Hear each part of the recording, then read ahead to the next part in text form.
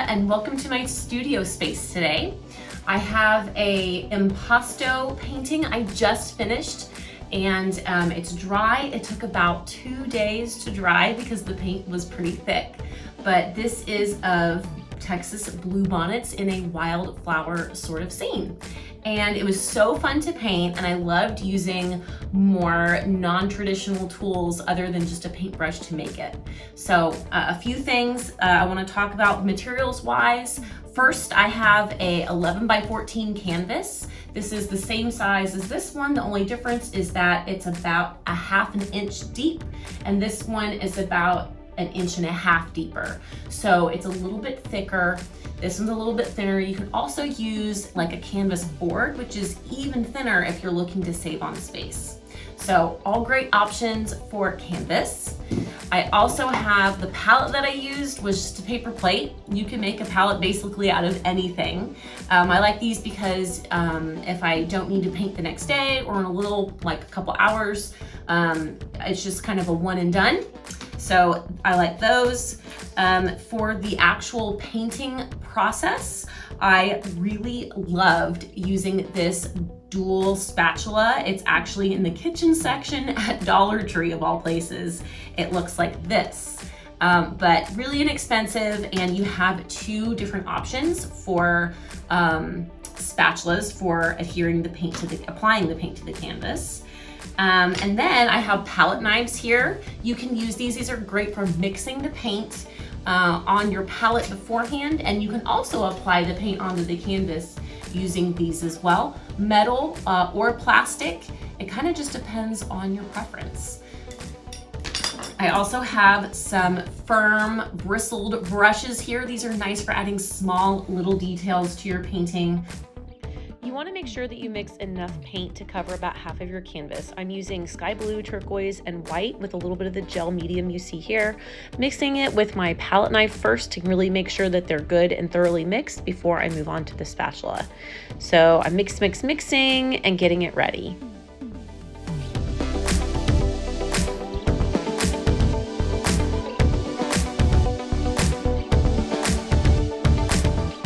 As I move my spatula across the canvas, I'm really paying attention to how I'm holding it, at like what angle, and also how much paint I use at a time to really just be in the moment.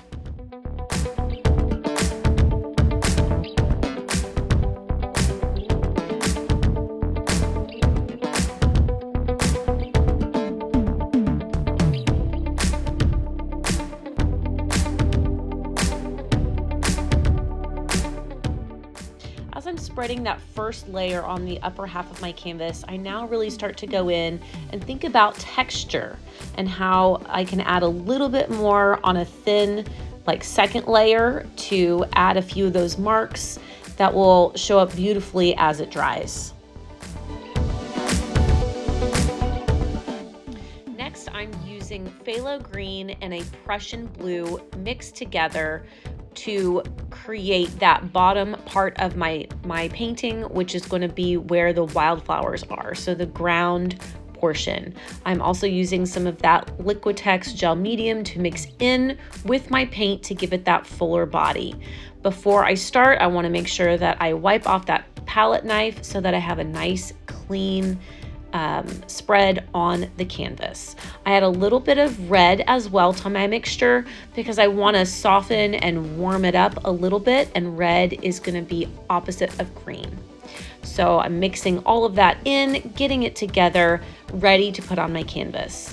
I've edited out a couple minutes actually worth of mixing. It does take longer than you see on the screen, but it is also a very enjoyable process. I make sure that I blend the sky with the earth just slightly so that they don't have any gaps and spaces. Again, covering the entire canvas, all corners, all sides of what I see on the front here. I also wanted to point out that I did run out of my mixture, and so never fear, I'm going in and adding a little bit more green to those little patches there that were blank, And I'm gonna go back in and add more of that green in more places to make it look intentional. So along the way, things like this might happen where we have little road bumps and we just try to make it look intentional and do it in a few more places if you have to adjust something, and it all starts to come together. I'm using the side of my palette knife as well to add some texture and make it look like there are some sprouting grass and leaves here in my meadow. And I'm just gonna keep adding that green, mix it up a little bit with the wet paint that's already on the canvas. And I'm also adding in some brown and like a yellow ochre type color to, again, bring some neutrals in and give it that warm, earthy feel. Opening a fresh can of white heavy-bodied acrylic, I am now gonna go into the sky that is dried mostly at this point. It's about halfway dry, so it's not going to smear as much when I add that white. Really gently kind of just scraping it along the surface using both the palette knife, and then I'm going to come in with that spatula and a little bit of that blue just to kind of feather it in and blend it in a little bit. You'll get the hang of it as you go along and try in your own painting. But again, another very enjoyable process, navigating that texture, blending but not too much, and just kind of getting that nice, beautiful balance. I'm not really worried about it being perfect. Remember, this is a painting, it's not a photograph. So we can be painterly, we can be a little bit more messy and really enjoy those marks versus having it be like a photo where everything's realistic.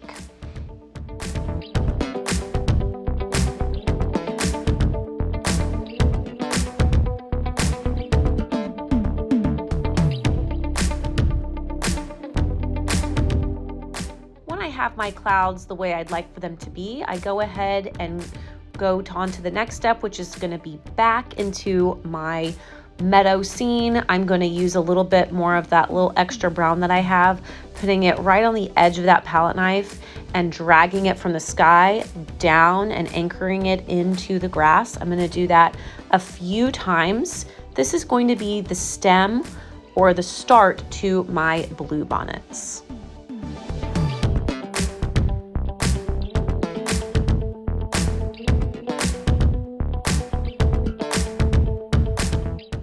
I've mixed a few different colors along with my sky color of blue for my blue bonnets because I'd really like to have a variety of colors as I move along the page. So I've got my periwinkle blue, I have a navy blue, and then I have that sky blue, and they kind of mix along the way with each other as well as I use this knife. Again, very painterly, very expressive.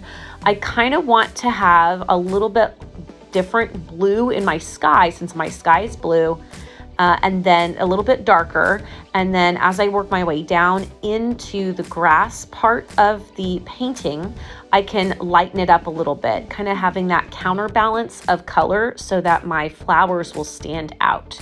I'm thinking about how every little detail in my picture is layered between the background, the middle, and the very, very foreground or the front of the picture. When I think about my painting in these three different layers or planes, it really adds depth to my picture.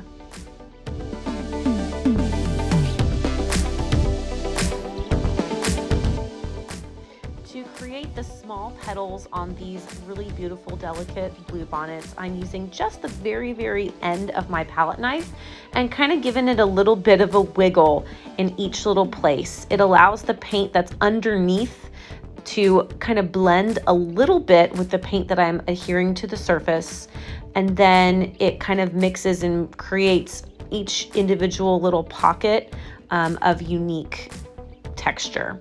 So it takes a while. It is definitely a very enjoyable process, but one that you have to be a little patient with as you mix and as you go.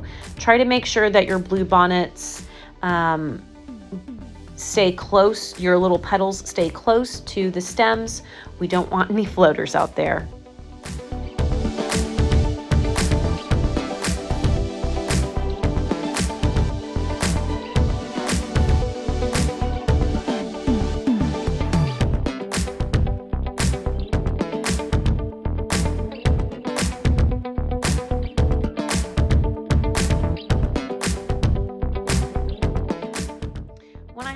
basic forms of my bluebonnet flowers made, I can go in with a smaller brush and start adding in some little filler to some of the gaps that I see that maybe I couldn't really achieve with that bigger palette knife. I can also go into the very tops of those flowers and create the very, very, very little bit at the top. I can go in later too and add lighter colors. A lot of times bluebonnets will have that little white hat at the top. So I'll go in later with an even smaller brush and add the smaller details. Think big details, big tools, small details, small tools.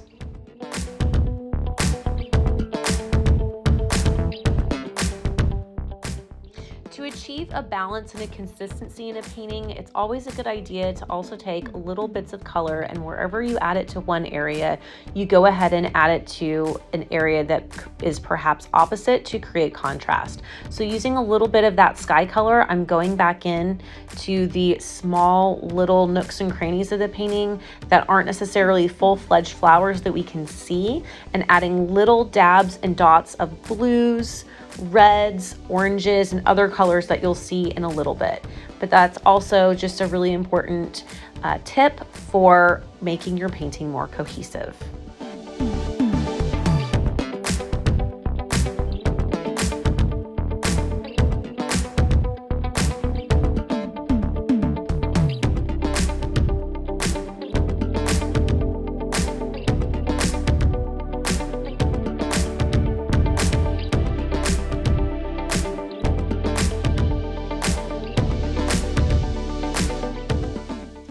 Next flower I'm going to create in this picture is going to be more of a poppy style flower. I'm adding some really small dots right now, thinking about how I'm going to make my larger poppies really stand out. So I've added some blue to tone down this initial layer of red, using a really small brush to go into the background and adding ones that are just like, they look like they're really far away and not too detailed. And then I'm going to start thinking again about my layers. What will I put in the middle? And then what will I put in the very front? Well, also, since this is flat, the very front of my painting, the very lower part of my painting, to really have that stand out and make an impact. So starting small and working big. Again, switching up my tools when I need to create those larger florals and the suggestion of them. Because again, remember, I keep saying it, but when we're using a palette knife and using this style, it's going to be more about the feeling of a flower, not necessarily something that's photorealistic.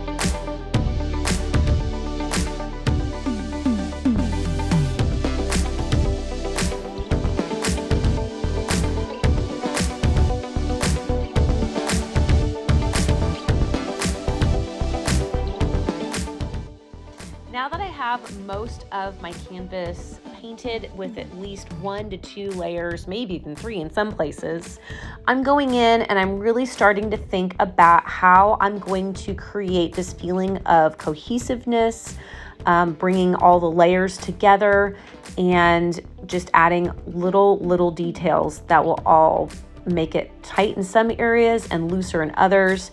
Using that green and the edge of my palette knife and also that thinner brush, I can go in and add little blades of grass to add that contrast between the red and the green. I can also go in with the white again and add those little centers to the individual petals and layers of my bluebonnets. I can also achieve a sense of balance by adding little white daisy flowers in and around my bluebonnets as well to repeat those shapes. But just going in and adding those little details are really going to make those bluebonnets start to really pop out. Again, adding the little white top hats as well will be coming up soon for the bluebonnets too.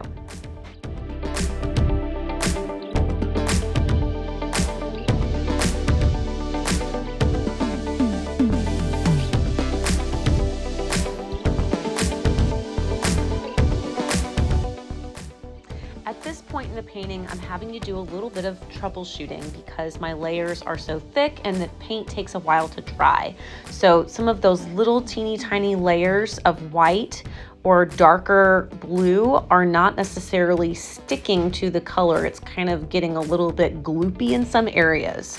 So in order to keep the project going, I take a break from using that white and I'm going in with different colors to try to just use a little bit more detail in other areas that aren't giving me the problems. Again, letting those areas that are really full of paint rest and dry for a bit before going back and trying again. And what I found is that I had a better result when I was a little bit more patient with those.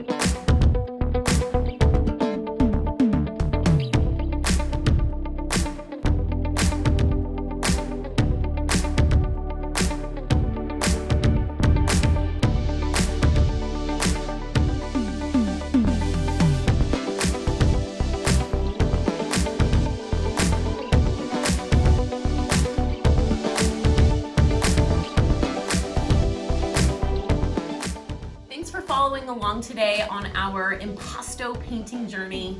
If you have any questions or comments, please reach out. My contact information is on the screen.